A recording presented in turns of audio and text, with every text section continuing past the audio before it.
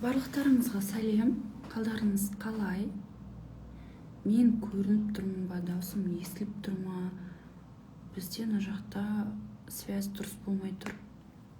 Не Wi-Fi істемейді, не мобильный данный істемейді.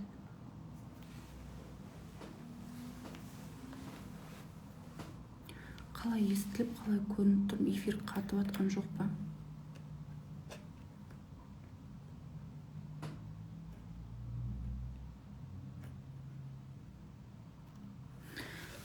Ой, бәрі естіліп тұрса, керемет.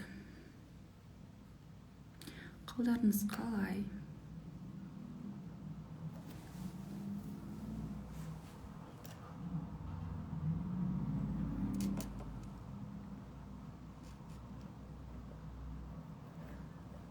Қатып жатқан жоқ болсам, жақсы болар еді.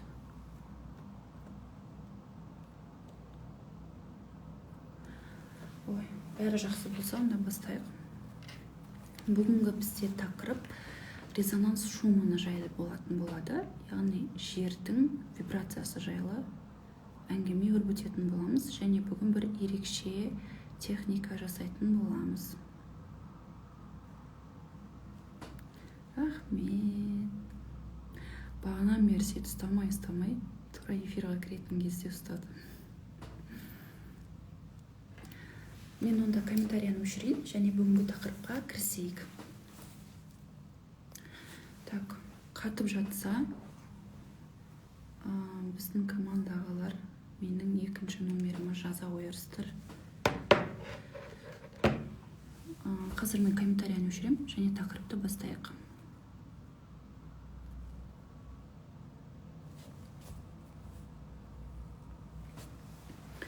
Бүгінгі біздегі тақырып бұл резонанс шумына, жердің вибрациясы жайлы айтылатын болады. Жалпы резонанс шумына дегеніміз бұл жердің электромагниттік толқындарының өзгеруі. Осы резонанс шумына жайлы бізге көп болған жоқ, таныс болғанына, ғалымдардың зерттеп ашқанына көп уақыт бола қойған жоқ. Бұл ұғымды бізге көбіне Томский университеттегі ғалымдар өте жақсы зерттеп, әртүрлі жаңалықтар ашып, адамдарға таныстырған болатын.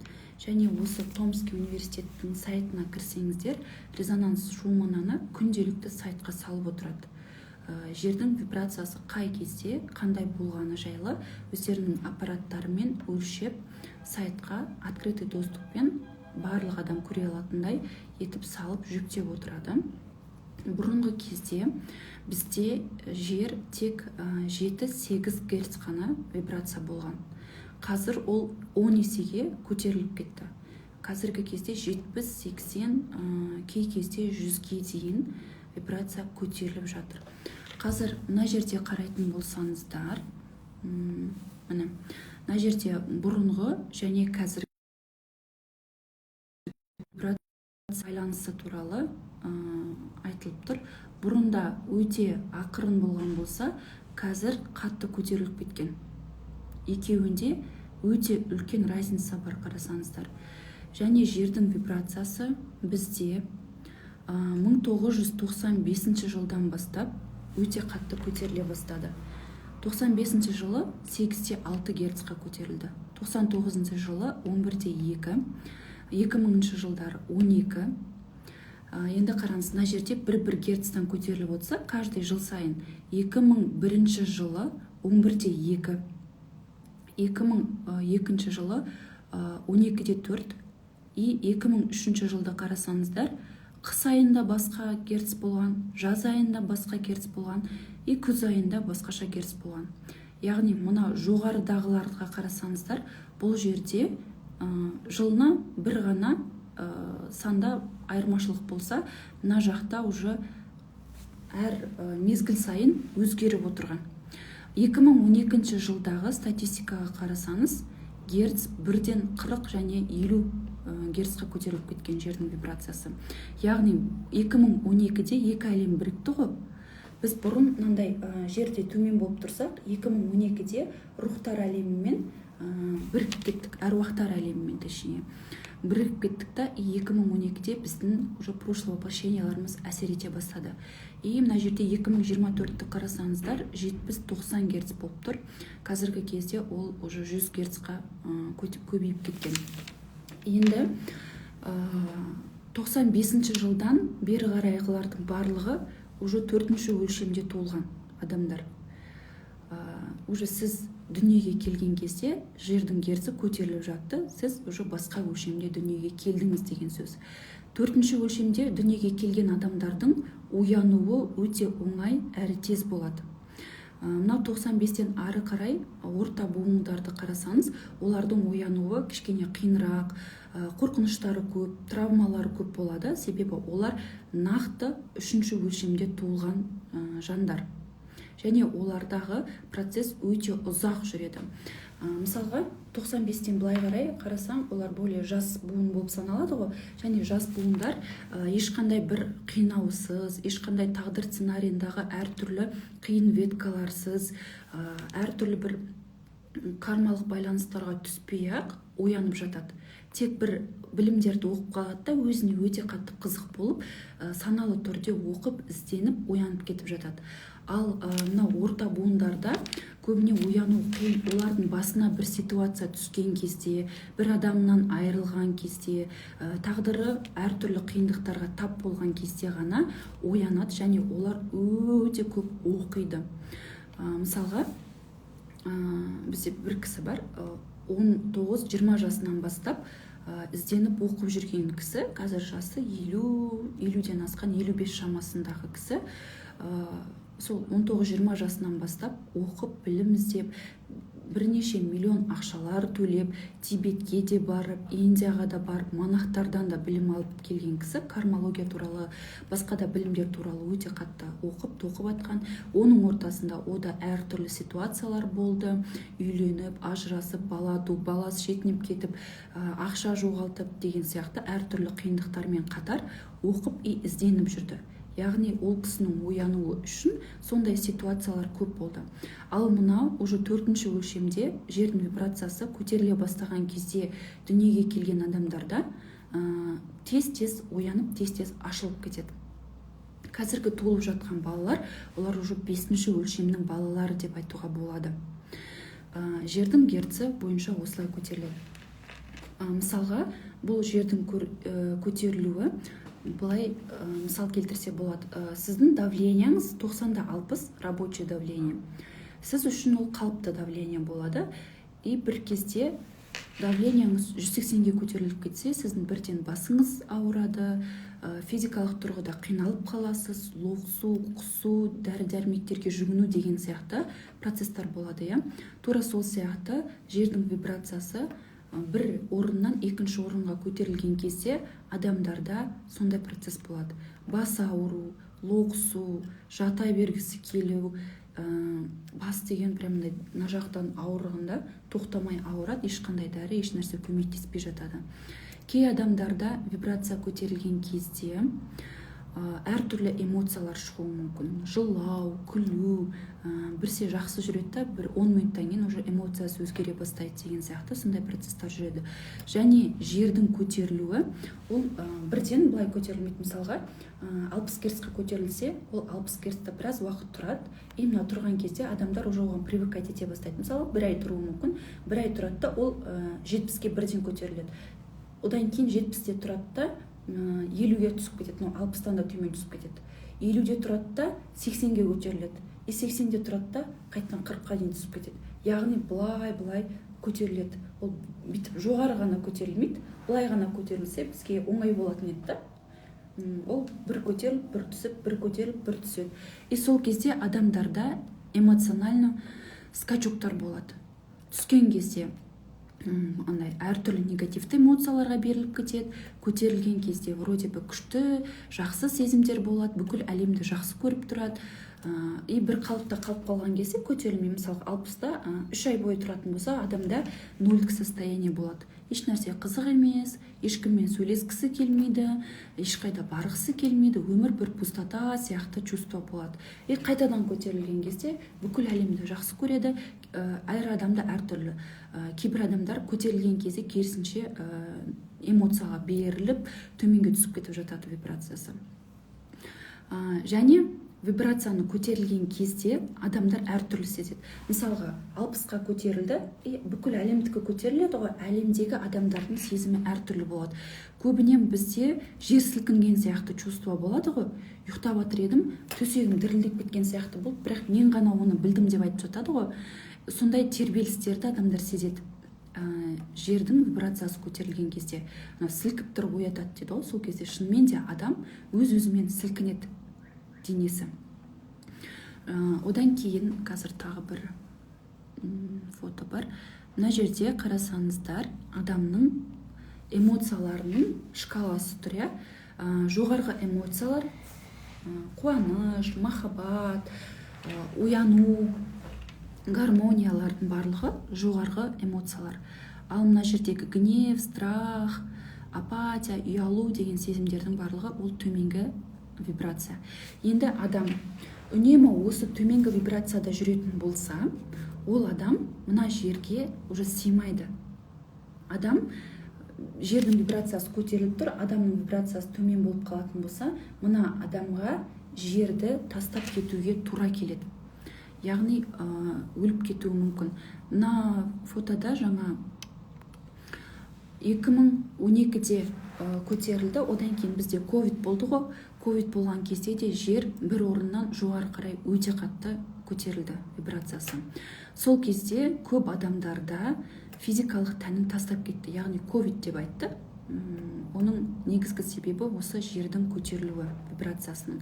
Физикалық тәні дайын емес, ішіне өкпе реніштері көп, болмаса просто рухы жаңа дәуірге өткісі келмеді деген сияқты адамдар осы уақытта жерді тастап кетуге тура келді. Мына герцті көтерілген кезде адамда эмоционально осылай ойнайды. Бұл эмоционально ойнаудың барлығы адамның денсаулығына, гормондық жүйеге, ДНК-ның барлығына әсер етеді.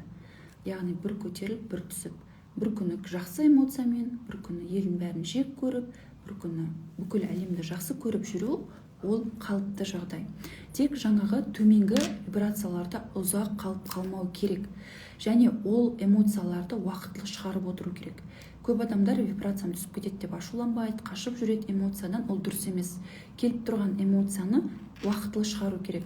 Мысалға сіз 1 сағат ашудың эмоциясын сезуіңіз керек, жердің вибрациясына байланысты. Сіз мен ашуды сезінбеуім керек деп игнорировать етіп жүре бергенде, мына 1 сағаттық эмоция бөлініп сізде 1 аптада шығатын болады. Сіз бір күнде 1 сағат ашуланып, эмоцияны шығарып тастасаңыз, сіз бір апта бойы жақсы сезімдермен жүретін едіңіз, бірақ сіз оны игнорировать етіп 1 аптаға созылып кетті. Яғни келген эмоциялардың барлығын өз уақытында дұрыс сезініп отырған дұрыс. Және осы резонанс шумынаға байланысты бұрынғы деректер бойынша бұл резонанс адамның эмоцияларына, миына мүлдем әсер етпейді деп айтылған. Енді ол кезде бізде жер только 7-8 герц болып тұрды ғой. Мысалға мен туылдым, мен туылғанда жер 7 герц болып тұрды. Мен 100 жылдан кейін қайтыс болдым. Мен қайтыс болғанда жер 7-де 2 герц қана болды. Яғни өте аз ғана көтерілді. Сол кезде мен өмірім спокойно болады, эмоцияларым спокойно болады. Менің миыма шын мәнінде ол кездегі герц әсер етпейді қатты. Және барлық адам бірдей болады ол кезде. Коллективный сознаниямен өмір сүреді, и барлық адамның эмоциясы қалыпты болады. Бір-бірінен асып жатқан, қазіргідей шайқалған эмоциялар болмайды. Сол кезде ғалымдардың зерттеуі бойынша адамның миына әсер етпейді, ешнәрсеге әсер етпейді деп айтылған болатын. Бірақ кейін ғалымдар осы резонанс шумынаға эксперимент жасаған. Эксперимент жасағанда адамдарды жинап, бір бөлмеге кіргізіп, ол бөлмеге резонанс шумынаны қосқан.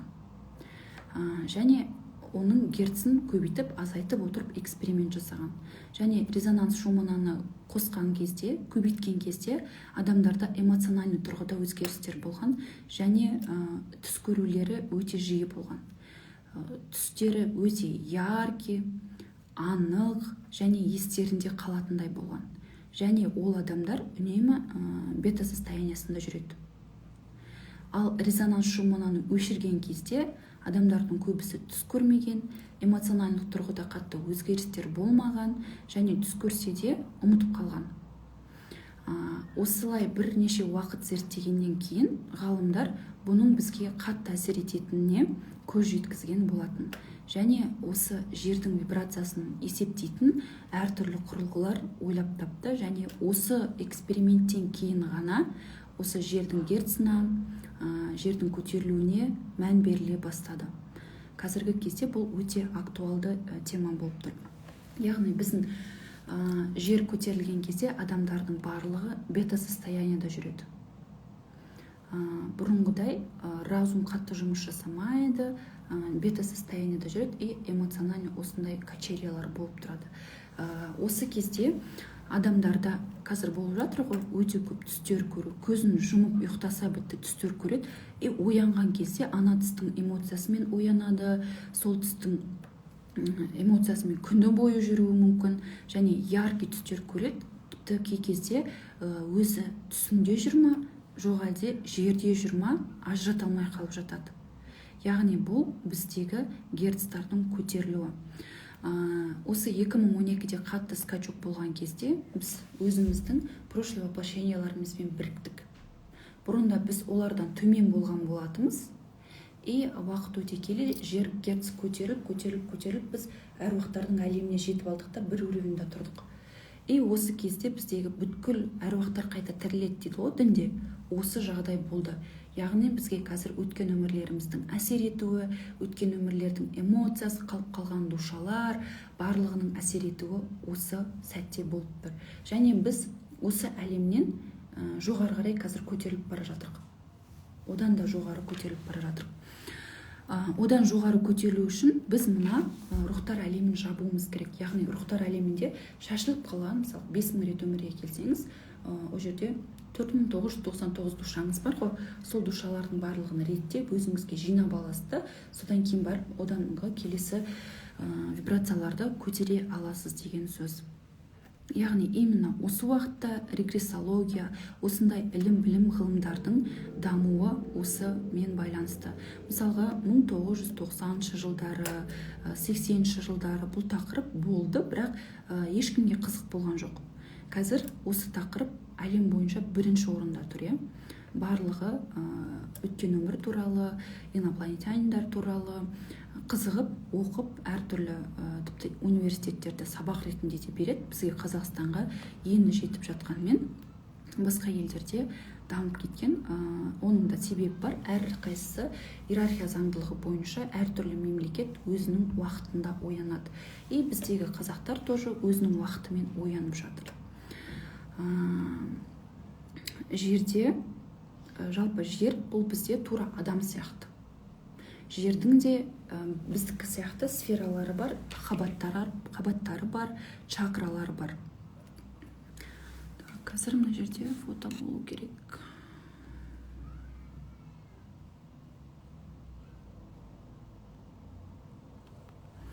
Мына жерде қарасаңыздар, жердің чакралары белгіленген. Әрқайсысы әртүрлі материкта, әртүрлі жерде орналасқан.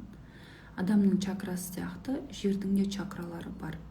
Және сол чакраларға байланысты сол мемлекет соған қарай бейімделеді.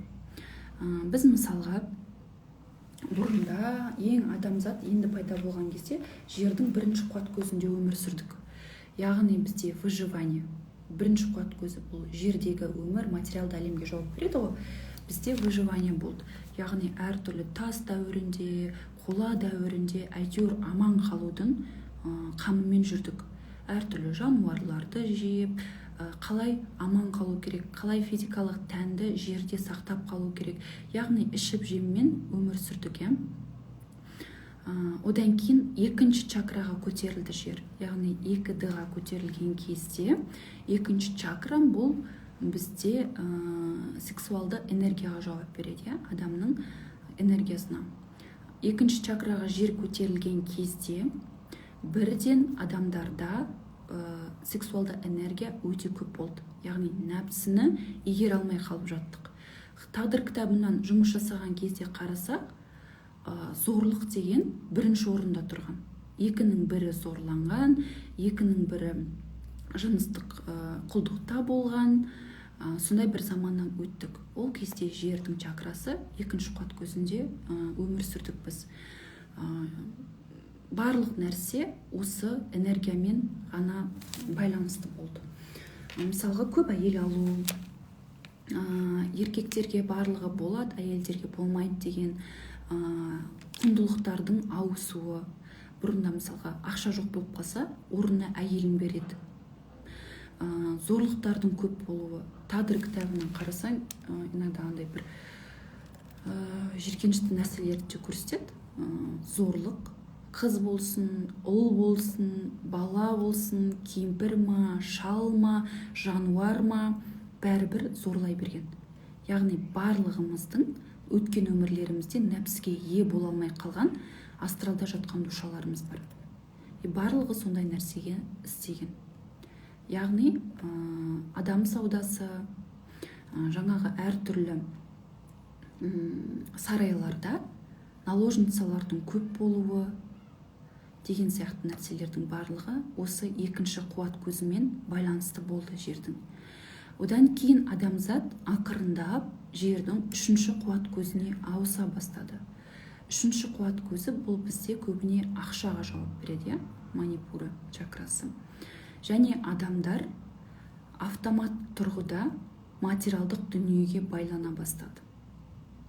Осы кезде материалдық тұрғыда сынақтар бола бастады. Байлардың бүкіл малын тартып алу, бүкіл жиған нәрселерін тартып алу, жоғалу. Бұл бір жағынан ақшалары көп, адамдардың уже мынау тас дәуірінен қараған кезде өте жақсы өмір сүре бастады. Екінші чакрадағы жаңағы сексуалды энергиядан қарағанда жақсы өмір сүре бастады. Уже бұл жердегі жыныстық қорлық, зорлықтар кішкене азая бастады. Бірақ адамдардың барлығы материалды дүниеге жабысатын болды.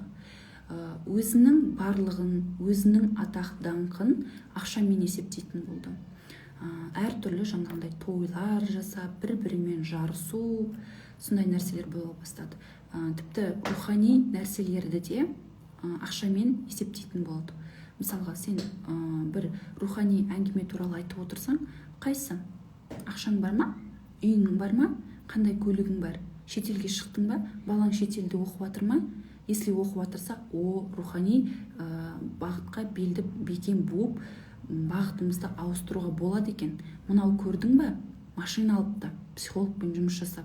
Мынау көрдің ба? Үй алыпты дейді. Қазіргі кезде қарасаңыздар, әлі күнге біз осы үшінші матрицадан шалмай жатырмыз қой. Проектке келетін адамдарда көбінде запрос осы материалдық дүниелер болады.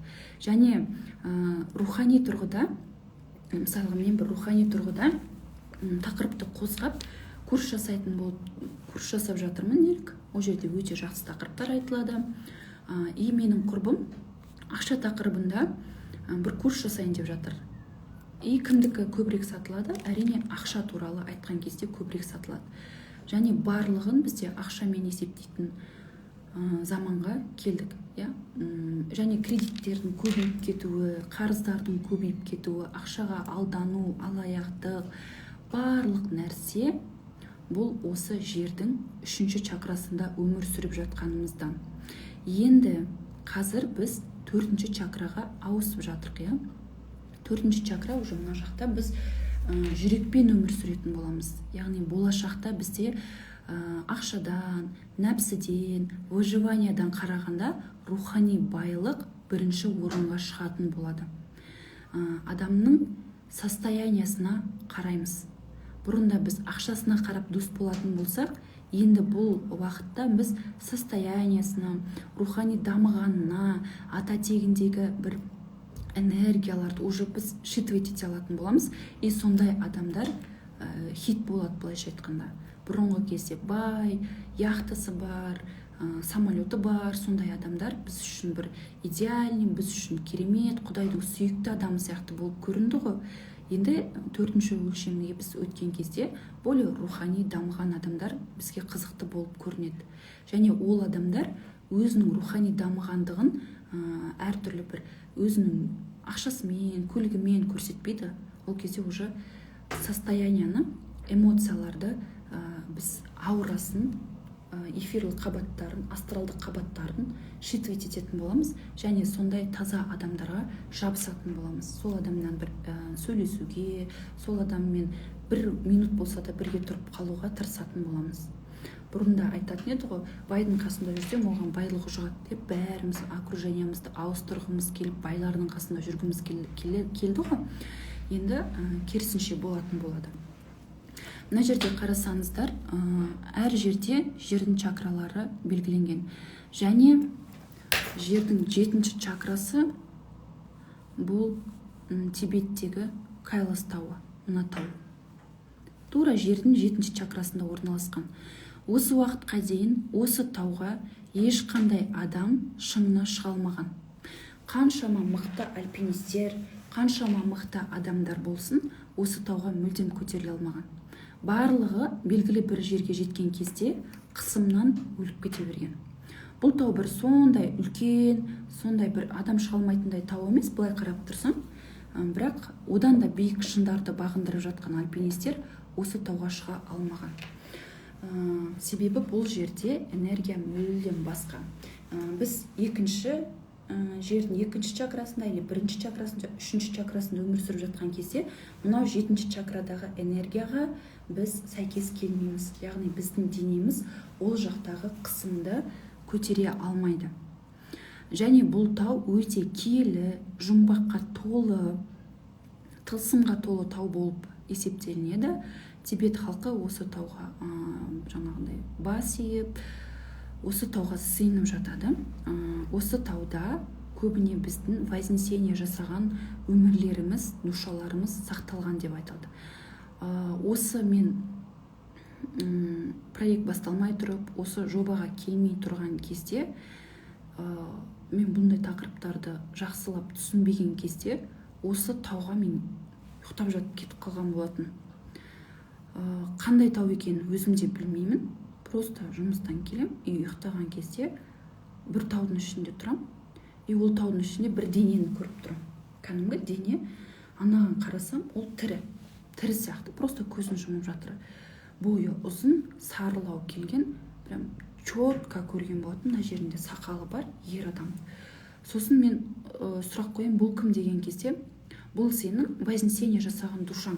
Бұл жерде үлкен мынандай үңгір сияқты бар, сол үңгірдің ішінде барлық адамдардың вознесение жасаған душалары болады, тән деңгейіндегі жерде өмір сүрген, яғни әртүрлі пайғамбарлар, мысалы богилар бар ғой, Индиядағы әртүрлі Шива, басқа да қандай богилар бар еді, өте көп богилар бар ғой, Будда, солардың барлығының денелері, осы менталды денелері осы жерде сақталған, және барлық адамдардың вознесение жасаған, яғни әулие болған, бізде де бар ғой, өте үлкен, өте жақсы әулиелер, которые денелері шірімеген, вознесение жасап кеткен.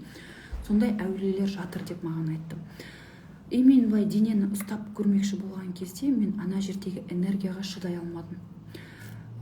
Қатты жүрегім қысылып, аяқ қолым дірілдеп, жағымның бәрі дірілдеп кетті да, мен ары қарай барып көргім келді, бірақ көре алмадым да, мені бұл жақтан шығарыңдар дедім да, шығып кеттім сол пространстводан. Оянсам, менің қол аяғым әлі дірілдеп жатыр, жағым былай суықтар дірілдейді ғой адам, тура сол сияқты дірілдеп жатты.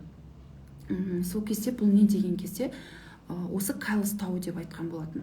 Мен ол кезде білмеймін бұндай таудың бар екенінде, бұндай білім ғылымды да мүлдем түсінбеймін. Менде кішкентай кезімнен мен көп нәрселер көрем, бірақ ешқайсысын түсінбейтінмін. Сол кезде ең алғаш мен өзімнің жаным деңгейінде осы Кайлас тауына барған болатынмын. Енді бұл Кайлас тауында вибрация өте жоғары. Жердің барлығы 7-ші, 8-ші вибрацияда тұрған кезде, герцта, бұл тауда үлкен вибрация болып тұрған. Сол үшін екеуі бір-бірімен теңесе алмаған. Шыққысы келген адамдар шыға алмайды. Және бұл жақта поля өте басқаша жұмыс жасайды. осының полясына барған кезде адамның денесінде өзгерістер бола бастайды. Тырнағы тезірек өсе бастайды, шашы тезірек өсе бастайды деген сияқты өзгерістер болады. Яғни бұл жердегі уақыттың жиілігі басқаша деген сөз. Бұл жаққа бару бұрында тіпті біз ойша барудың өзі, яғни менталды денемен барудың өзі мүмкін болмаған осы уақытқа дейін. Қазір сол мүмкіндік туып жатыр.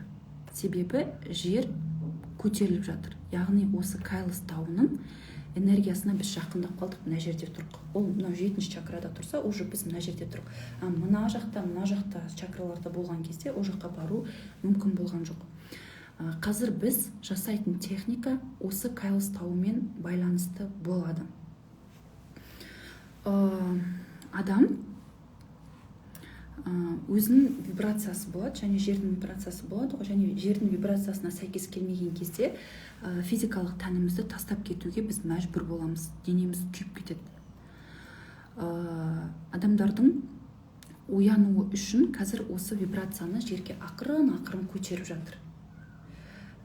Бұл жердің көтерілуімен ғана қоймай, жоғары жақтан әртүрлі лучтар түсіп жатыр, вспышкалар болып жатыр.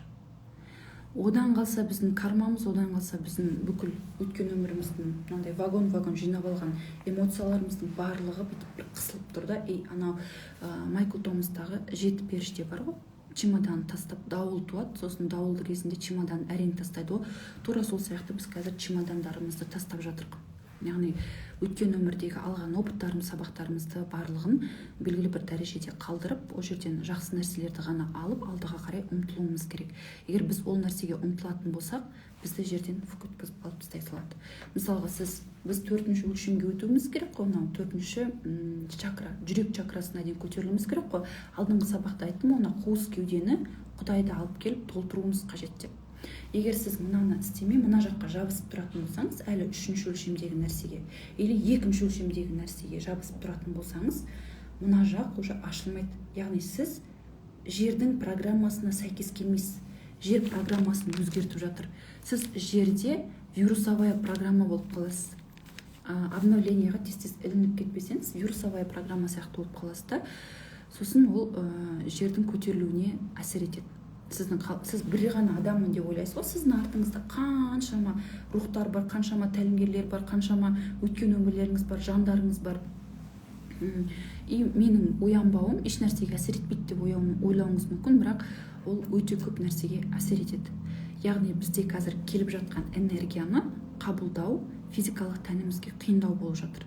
Көп адамдар қазір жүректен қайтыс болып кетіп жатыр, және өте көп грипптар адамдарда тарап жатыр.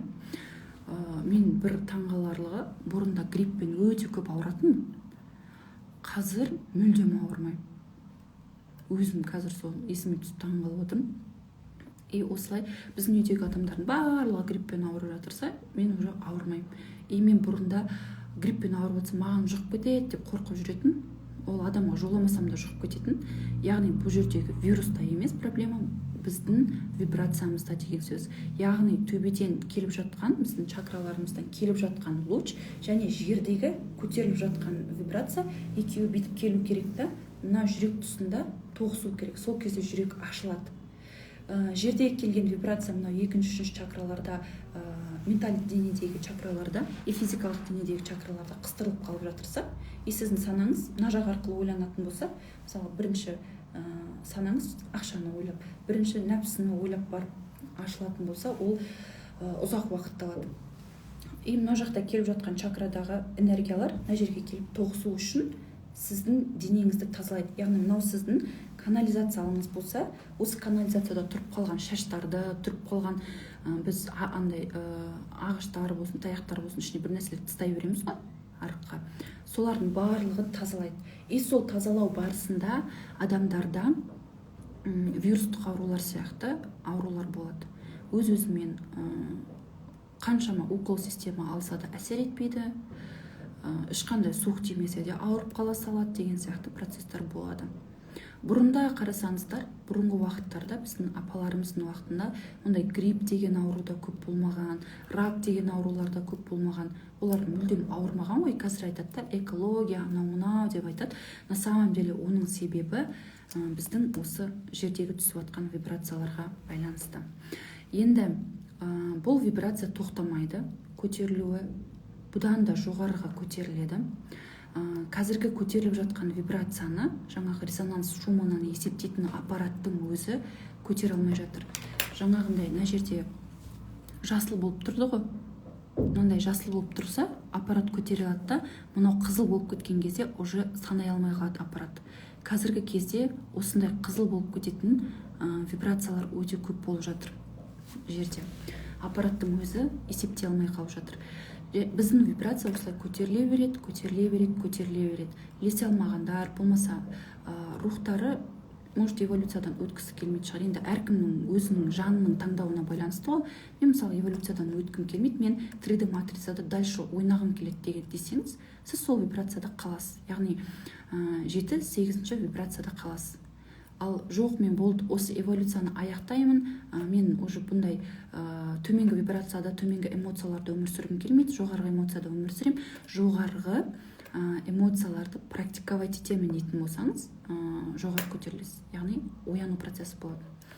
Ояну процесі болған кезде де ол жақта да өзінің сценарийлары болады, өзінің сабақтары болады. Андай оянып алып, тым бір ешнәрсе істемей рахаттанып отырам деген нәрсе болмайды. Ол жерде де үйрену керек сабақтар болады деген сияқты. Бұл рухтың, жанның таңдауына байланысты ауыса береді. Қазір біздің жасайтын техникамыз осы Кайлс тауына барамыз. Барлықтарыңыз бара аласыздар ма, оны білмеймін, бірақ осы Кайлс тауына алып барамыз. Одан кейін 12 періште келеді.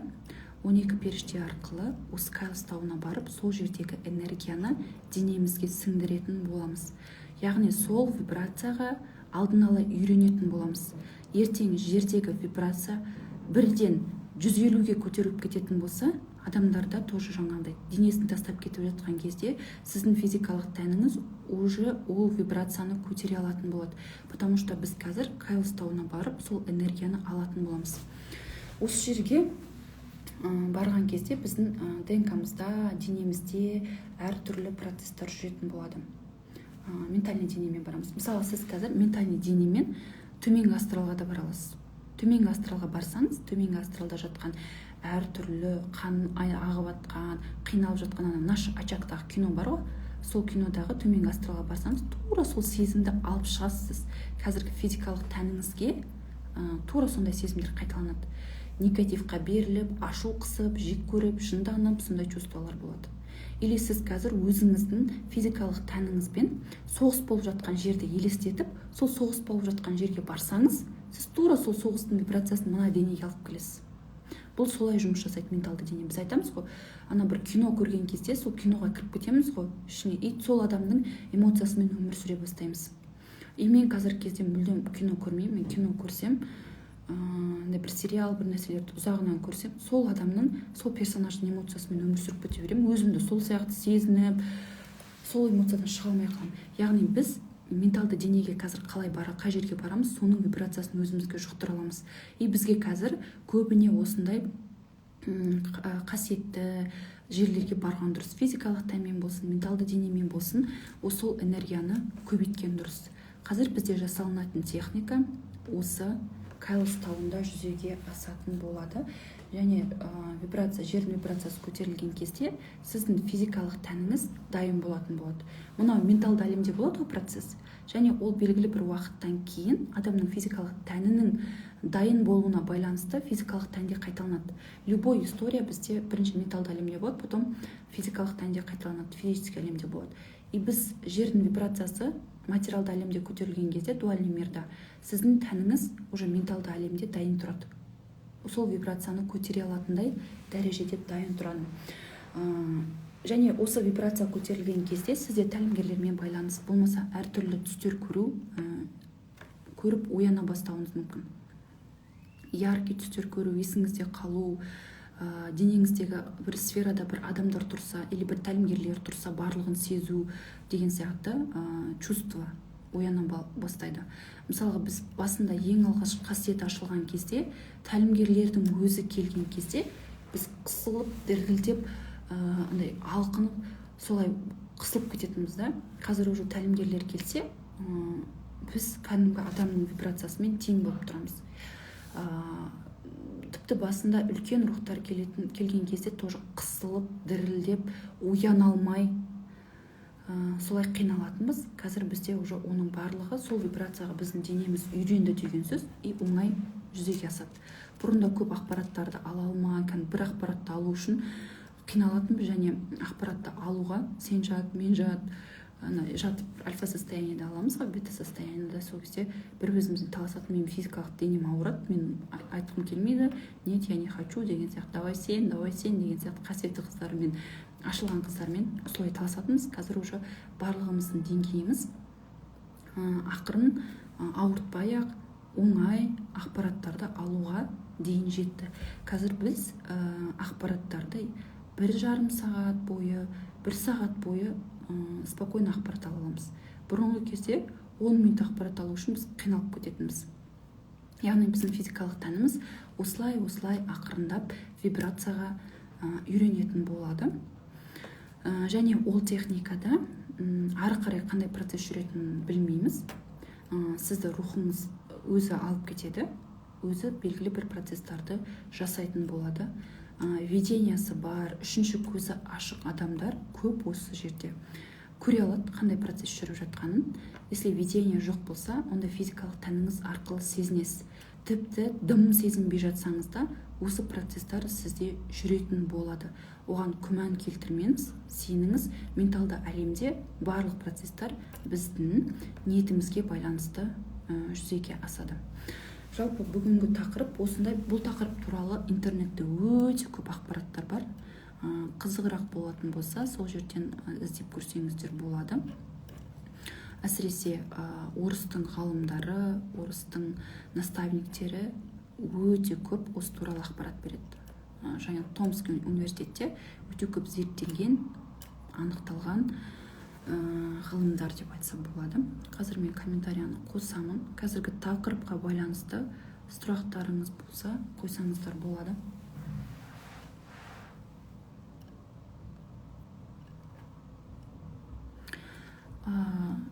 Тағы бір ескертетін жайт, келесі апта бізде сабақ болмайды, бірақ видео жүктелетін болады. Кішігірім, мүмкін бүгін жүктейміз, мүмкін сол күні жүктейміз, суббота-воскресенье деген сияқты. Бізде суббота-воскресенье мейрамға сәйкес келіп тұр, және бізде іс-сапар бар. Соған байланысты келесі апта сабақ болмайды. Одан кейінгі аптада бізде соңғы сабақ болады.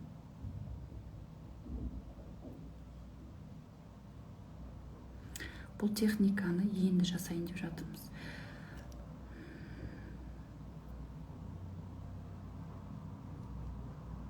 Ұйықтап қала берсеңіз, еш нәрсе етпейді, ұйықтай беріңіз. Орыстар зерттеп, университеттер, білімдер, ғылымдар ашып тастаған ғой, кәдімгі факультеттер ашып тастаған бұл туралы. Тоже Америкада да бар ғой деймін, регрессология ғылымын оқытып зерттейтін универ.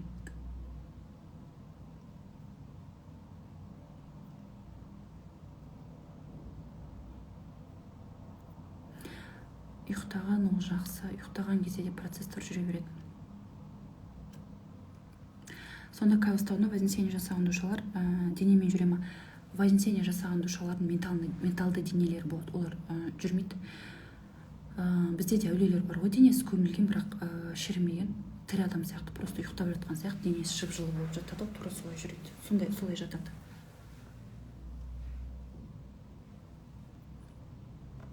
Грипп болып жату, бас ауру, әлсіреу, ұйқының өзгеріп кетуіне осы герц қатты әсер етеді.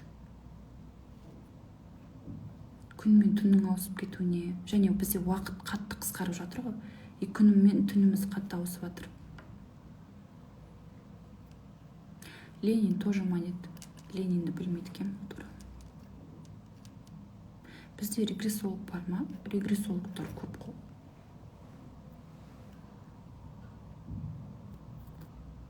Өткен техникада код сөздер жазып жүрміз. Хорошо, қазір жазып қоямыз.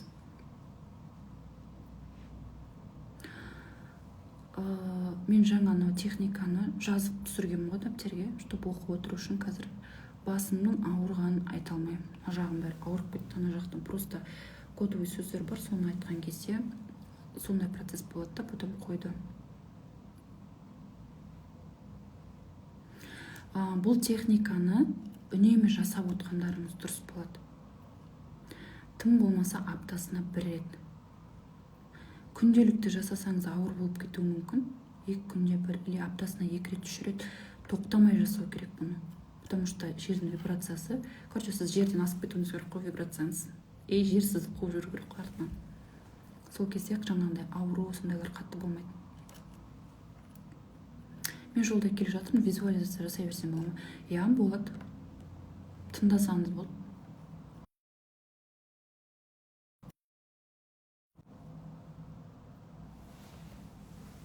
Вознесение жасаған душалар біз ойлағаннан да көп.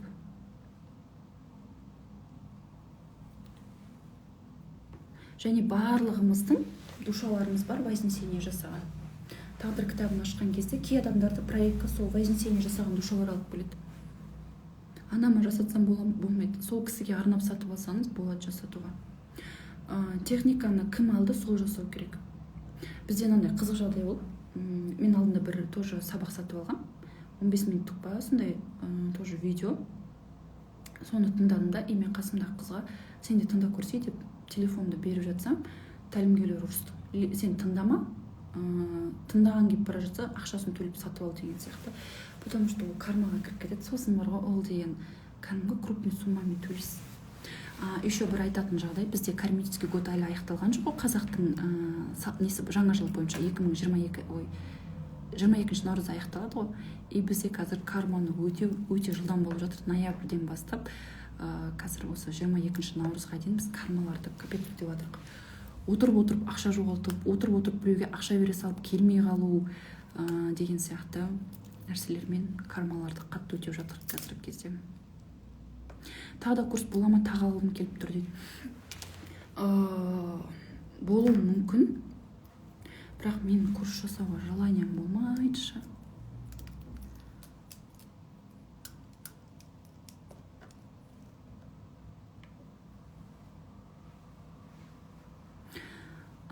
Сабақтар сақталып тұрады. Бұл сабақтар өшпейді. Сіздерде қалады мәңгілікке. Потому что ұзақ уақыт жасайтын техникалар.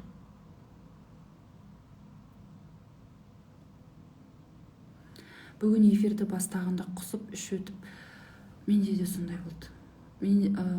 Техник біз не ашамыз ғой, портал ашамыз ғой, сфераны, поляны ашқан кезде, уже поляда осы энергиялар тұрады. Сол энергияны біз сөзбен айту арқылы миға жеткізіп, ми арқылы денеге кетеді ғой. Мен бүгін поляны ашқан кезде сет қуды, телефон істемей қалды, Wi-Fi істемей қалды. Кайлстың медитациясын дәптерге жазған кезде басымның ауырғанын айта алмаймын. Бүгін эфирге шықпай қойсам ба деп ойладым да. Эфирге шығам, қазір ойлап тұрмын, қазір если нормально болса шығам, нормально болмаса кейінге қалдырам деп едім. Істеп кетті өз өзімен. Сіздің қасыңызда отырғанда жақсы сезім дейді. Рахмет.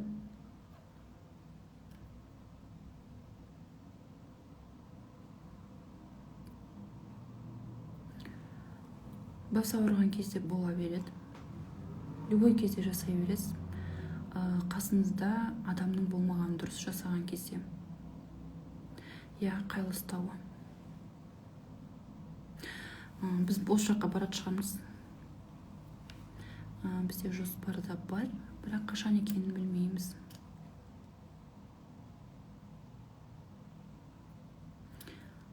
Балаларда қандай мамандықта оны нумерологтардан сұрамасаңыз мен білмеймін. Әркімнің задачасы әртүрлі болады. Дата рождениесіне қарап білуге болады.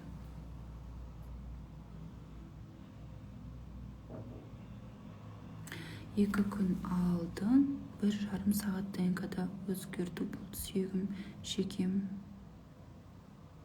ауырды. Араларыңызда Кайлас тауына барғандар бар ма?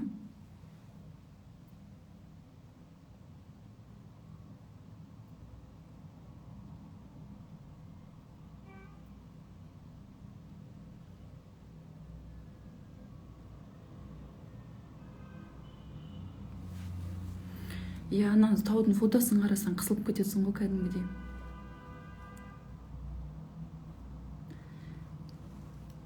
Ол тау Тибетте.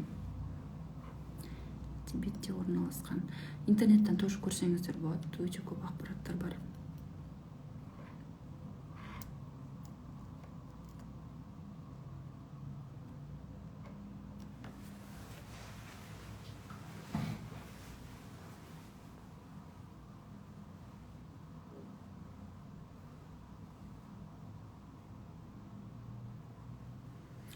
Балаңыз ұйықтап жатса, ештеңе етпейді. Жасай беріңіз, сондай мешать етпесе болды. Тізе бұл бізде ата тек оң жақ және сол жақ аяқ именно тізе ата текпен байланысты. Және біздің денеміздің мынандай жоғары жағы және төмен жағы тоже ата текпен байланысты. Төмен жағы әке жақ, жоғары жақ ана жақ па, тоже сондай бүйтіп бөлінеміз ғой біз. Именно тізені прана жасайтын кісілер біледі. Тізені ұстаған кезде бізге в основном ата текті көрсететін всегда.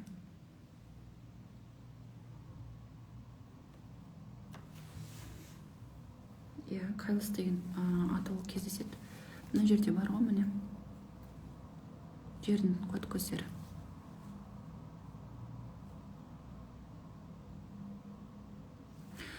Ол тауға барғанда көп адамдарда ояну процесі болады, бірақ ол жерде турлар жасайды, кажется, ретрит сияқты, бірақ белгілі бір жерге дейін ғана алып барады, ары қарай ешкім бара алмайды. Тыйым салынған.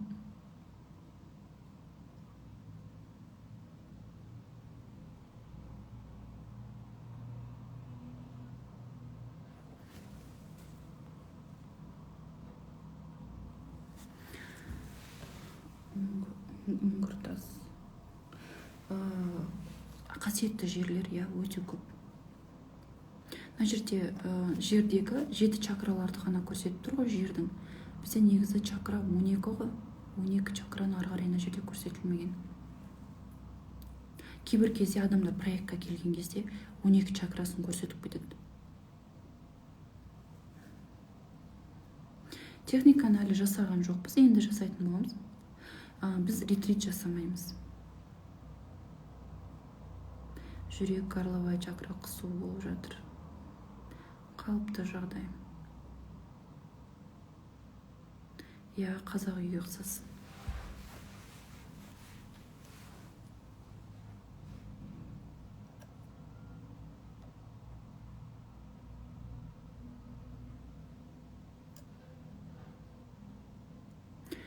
Так, мен эфир қазір аяқталады. Сіздер жатып, жайғасып алыңыздар. Жайғасып алғаннан кейін техниканы жасайтын боламыз.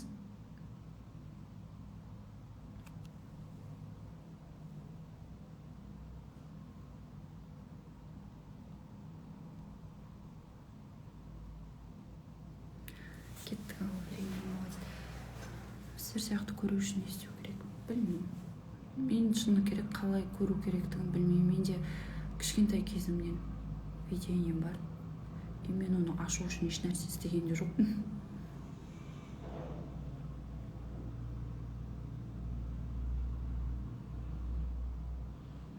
Отырып жасауға да болады, жатып жасауға да болады.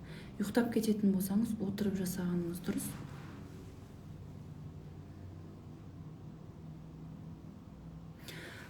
Видениясы бар адамдарда чувствительность азақ болады.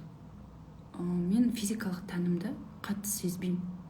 Мен бір жерге көгертіп алсам да сезбеймін, ұрып алсам да сезбеймін, сосын денемді қай жаққа ұрып алғам деп отырам. Видениясы жабық, үшінші көзі жабық адамдарда физически тело чувствительный болады. Сіз біреудің эмоциясын сезіне аласыз. Денеде кез келген процесті денеңіз арқылы сезе аласыз.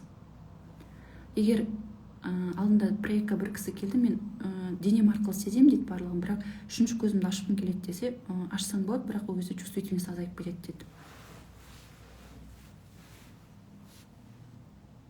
ол мынандай үшінші көздің ашық болғанында кішкене тоже өзінің минустары бар. Бір кезде отырған кезде бір көрмеу керек нәрсені көріп кетесің, біреудің сферасына сущностьтарды көріп кетесің, или сол жердегі болып қалып қалған энергетический бір ұрыс керіс болған болса сол жердегі энергияны сезіп кетесің. Просто жолда кетіп бара жатып бір үйге қарап қалсаң, ана үйде өлім шығып жатқан, сондай болса соның энергиясын сезіп кетесің. Ол тоже иногда мешает. Сосын видениесі бар адамдардың памяті өте нашар болады. Еш нәрсе есінде қалмайды. Сосын үнемі мынандай неде тұрады, здесь и сейчас өмір сүру қиын болады. Бір нәрсенің ойында ойлайды да, сол оймен ұшып жүреді. Біреу бір нәрсе айтады, естімей қаласың. Мен мамам кішкентай кезімнен сен қиялсың деп айтатын, и бір нәрсені 2 рет 3 рет айтады. Сондай өзінің минустары да бар. Денеңіз онша сезбесе, онда сізде денеде блоктар көп деген сөз.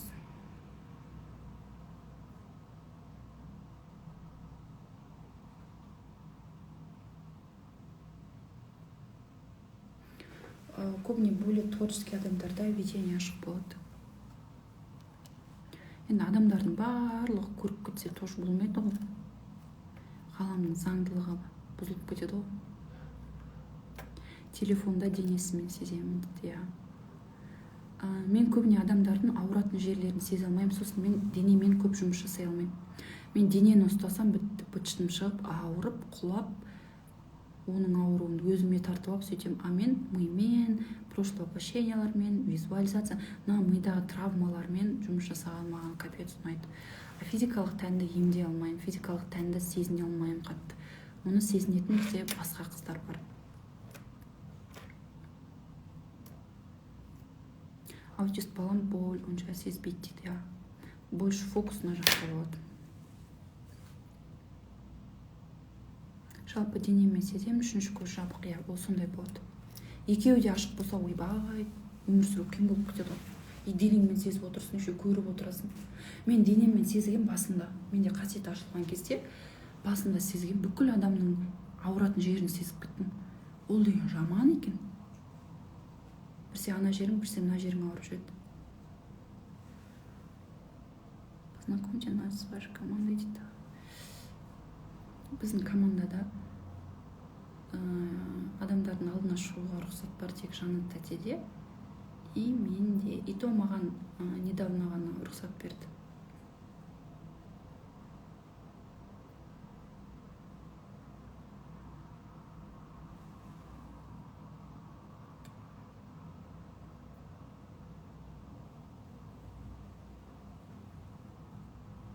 Медитацияда шайқалу тоже қалыпты. Энергияны денеңіз сізде чувствительный деген сөз, и энергия кірген кезде шайқалу қалыпты.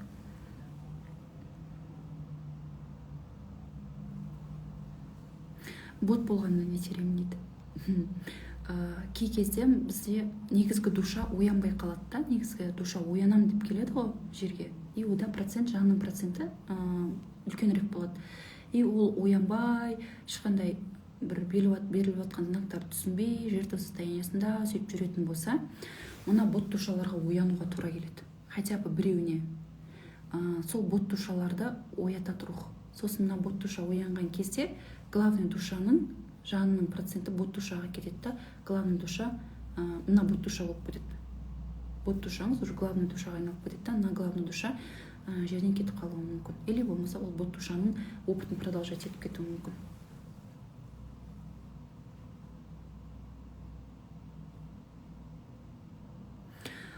Бот душаларда көбіне олар бұл тақырыпты түсінбейді, ізденбейді. Негізгі душалар андай рухы жанын қоймай іздендіріп, жанын қоймай оянуға тырысады. Бот душаларда қарасаң, просто так өз өмірін өзі сүріп жүреді. Кей кезде бот душа болғым келіп кетеді. Негізгі душаларда сынақ көп болады, істейтін жұмыстар көп болады, а бот душалар просто так өмір сүреді.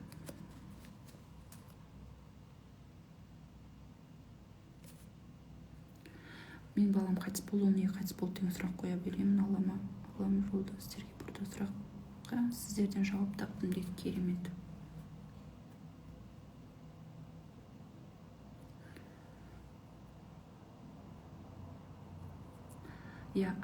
алхимия душты көрсеңіздер болады, тоже күшті кино.